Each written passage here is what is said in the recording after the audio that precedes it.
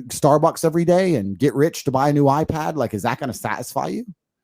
It's kind of crazy to me. And this is coming from someone who was an atheist. And I talk to atheists now, and I say to them, then why are you alive? What are you living for? And their answers always fail to impress me. Let's leave it at that. Wow. Tell me, what's the difference, quickly, before I go to my next question? And I got a surprise for you. I got a guest that just came into town, and he's somebody also who you can learn a lot from. You can watch some of his videos, very well known out there. His name is Naman Ali Khan, and you'll see him. He just walked into the studio. It's just coincidence that I got you now.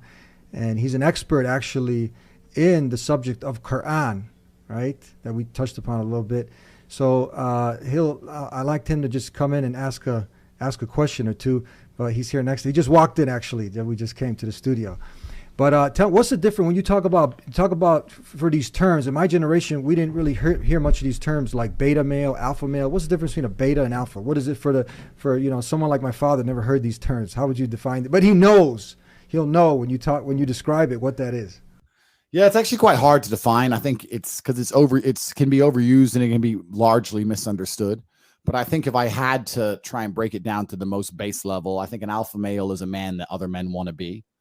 And I think a beta male is a man that other men are not trying to emulate in any degree, right? If you put 100 men in a room, it's very easy to point to the 5 or 6 men every man wishes they was or would like to be more like. And I think that's what an alpha male is. And I think women can detect that, even better than anyone else because they're instinctually driven to detect that. So that's what I'd say an alpha male is. And I'd say a beta male is somebody who does not have those qualities. So nobody looks at him and goes, I want to be more like him, or I want to know what he knows, or I want to live like he lives.